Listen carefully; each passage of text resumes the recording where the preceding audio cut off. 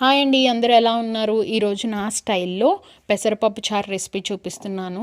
మనకి వచ్చేది సమ్మర్ కాబట్టి సమ్మర్లో ఈ పెసరపప్పు చారు రెసిపీ తింటే మన బాడీలో ఉన్న హీట్ తగ్గించి కూల్గా అయ్యేలా చేస్తుంది. ముందుగా నేను చూపిస్తున్న కప్పుతో 1/4 పెసరపప్పు తీసుకున్నాను. దాన్ని మంచిగా వాష్ చేసుకొని తరువాత దానిలోకి చిన్న సైజ్ టొమాటో, అలాగే కొంచెం ఉల్లిపాయ, పచ్చిమిర్చి యాడ్ చేసి కుక్కర్లో పెట్టి ఒక 4 విజిల్లు రాణించాను. 4 విజిల్లు వచ్చిన తర్వాత పెసరపప్పు మంచిగా ఉడికిపోతుంది. అట్లా ఉడికిపోయిన పెసరపప్పును తీసుకొని గరిటెతో మంచిగా మ్యాష్ చేసుకోండి. అట్లా మ్యాష్ చేసిన పెసరపప్పుని పక్కన పెట్టుకొని ఒక ప్యాన్ తీసుకొని దానిలో ఫస్ట్ మనం తాలింపు వేసుకున్నాం.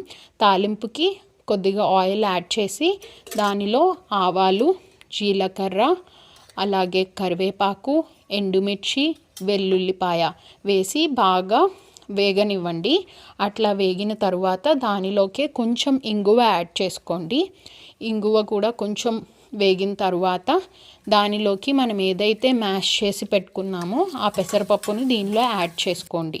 యాడ్ చేసిన తర్వాత మీకు చారు కన్సిస్టెన్సీ వచ్చేలాగా వాటర్ యాడ్ చేసుకోండి. తర్వాత మూత పెట్టి ఒక 10 నిమిషాలు మరగనివ్వండి.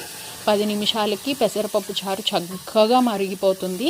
అట్లా మరిగిన పెసరపప్పు చారుని కొంచెం రుచి చూసి మీకు ఏమైనా సరిపోలేదు అని అనిపిస్తే ఆ టైంలో కొంచెం ఉప్పు, కారం ఏమైనా కావాలంటే యాడ్ చేసుకోండి. అంతేనండి, చాలా ఈజీగా ఉండే పెసరపప్పు చారు రెడీ అయిపోయింది. నేను ఇక్కడ చల్లారిన తర్వాత కొంచెం నిమ్మకాయ యాడ్ చేశాను.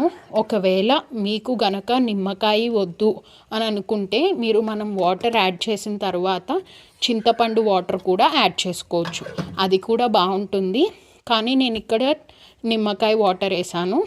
ఈ పెసరపప్పు చారు రెసిపీ ఎట్లా ఉందో ట్రై చేసి నాకు కమెంట్ చేయడం మాత్రం మర్చిపోకండి.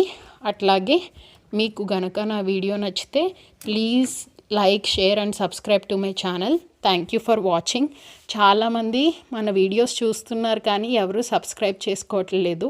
కొంచెం సబ్స్క్రైబ్ చేసుకుని సపోర్ట్ చేయండి. Thank you.